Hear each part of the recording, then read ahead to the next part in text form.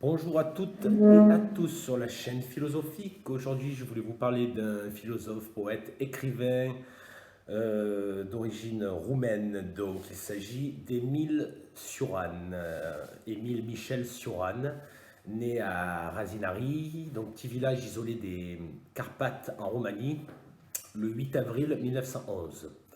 Alors, très jeune, il découvre Nietzsche, Dostoïevski, Schopenhauer, qui auront une grande influence sur sa pensée.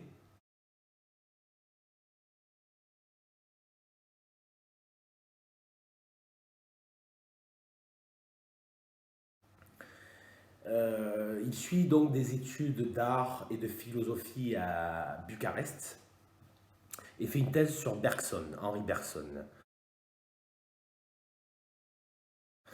À 20 ans, il est en proie à une grave crise morale identitaire et décide de devenir écrivain afin d'atténuer une sorte de pression intérieure.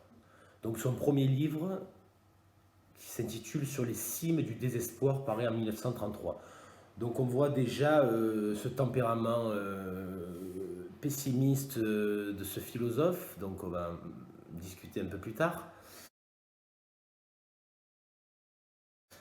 Alors en 1937, il est envoyé en France par l'Institut français de Bucarest, s'installe à Paris où il apprend le français et décide d'écrire dans cette langue. Donc son premier livre en français paraît en 1949 qui se nomme Le précis de décomposition. Donc on sent bien les mots, le titre de ces ouvrages et l'influence qu'a pu avoir ces lectures. Là s'adresse déjà un portrait de Sorian, hein, Sorian, pardon. Il écrit donc ce qu'il faut détruire dans l'homme, c'est sa propension à croire, son appétit de puissance, sa faculté monstrueuse d'espérer, sa hantise d'un Dieu, d'où son agnosticisme, son pessimisme, donc on va voir les philosophes, écrivains qui lui ont influencé, son scepticisme, son cynisme et son nihilisme. Donc il a été influencé par Diogène de Sinope, dit le cynique, donc c'est vrai que ça nous renvoie à ce caractère un peu cynique, même s'il paraît que c'était un personnage très, très agréable avec de l'humour. Pyrrhon d'Hélice, Épicure, le bouddhisme, Michel de Montaigne, François de la Rochefoucauld. Donc Rochefoucauld, on est plus chez les moralistes du XVIIe, les fabulistes du XVIIe siècle. Sébastien Roch, Nicolas de Chamfort, Emmanuel Kant, Schopenhauer, comme je l'ai déjà dit, Dostoïevski, grand écrivain russe, Charles Baudelaire, Stéphane Mallarmé, Nietzsche, Bergson, Paul Valéry, Oswald Spengler, qui a écrit Le déclin de l'Occident, et Giacomo Leopardi, donc philosophe italien.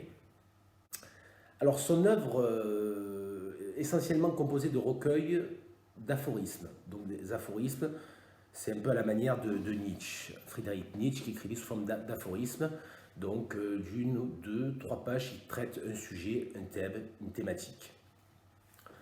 Donc il est marqué, donc son œuvre est marquée par l'ascétisme et l'humour. Donc c'est le recul sur soi-même, cette sorte de solitude intellectuelle.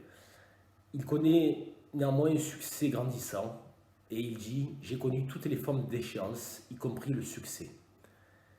Donc là, ça relate aussi un parcours de vie et une forme de persécution morale, une crise existentielle. Hein, on le lit dans ses écrits.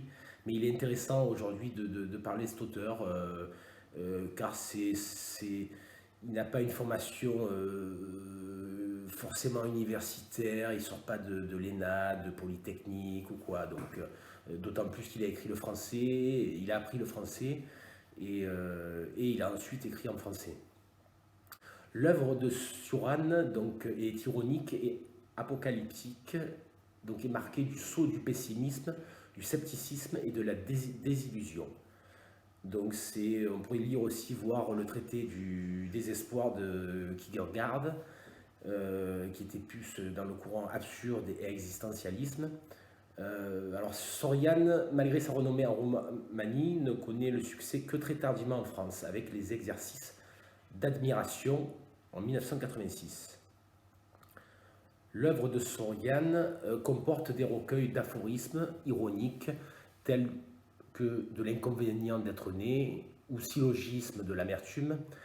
Pour ses œuvres les plus connues, mais aussi on peut y trouver des textes plus longs et plus détaillés.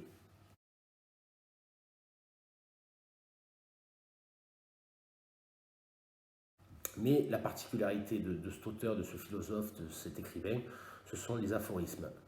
D'une façon générale, l'œuvre de Soriane est surtout marquée par son refus de tout système philosophique. Donc on peut considérer comme un anti-philosophique, même si c'est un philosophe, parce qu'il ne voulait pas trop utiliser aussi des termes techniques, le jargon philosophique, même si il a utilisé, il en a usé. Bien plus qu'un simple pessimisme, son scepticisme philosophique demeure probablement son caractère le plus marquant. Soriane donne les écrits sont assez sombres, fut d'ordinaire un homme plutôt gai et de très bonne compagnie. Il déclare avoir passé sa vie à recommander le suicide par écrit, mais à le déconseiller en parole, car dans le second cas, il faisait face à des interlocuteurs de chair et de sang. Soriane n'aura de cesse d'examiner au microscope la souffrance d'exister en situant le désespoir au cœur même de toute véritable réflexion philosophique. Grand penseur moderne, il a laissé une œuvre dans laquelle il souhaitait que chaque livre bouleverse et remette tout en question, sapant ainsi les fondements du confort intellectuel. Un homme en colère, moraliste, à l'esprit corrosif. Il place le désespoir au cœur de sa pensée dans un style incisif et décapant. Il livre ses aphorismes et réflexions sur le temps, la mort, la religion et la condition humaine. Il dit, pour le citer, « Le plus grand exploit de ma vie est d'être encore en vie ». En ce qui concerne ses œuvres, je vais en citer quelques-unes, parce qu'il y en a beaucoup.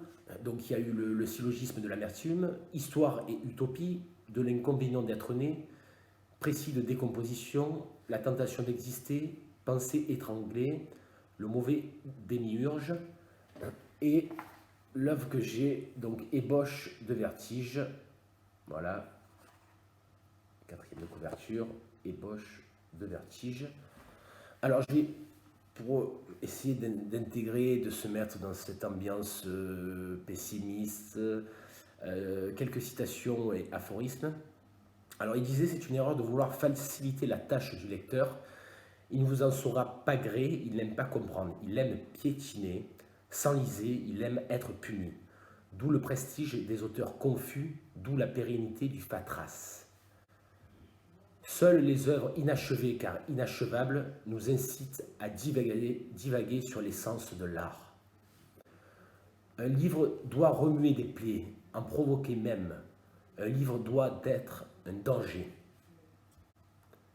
L'idée de l'éternel retour, donc qui doit faire référence à Nietzsche, ne peut être pleinement saisie que par celui qui est doté de plusieurs infirmités chroniques, donc récurrentes, et qui a ainsi l'avantage de passer de rechute en rechute avec tout que cela implique comme réflexion philosophique.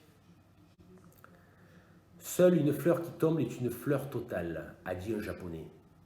On est tenté d'en dire autant d'une civilisation. On est en demeure esclave aussi longtemps que l'on n'est pas guéri de la manie d'espérer.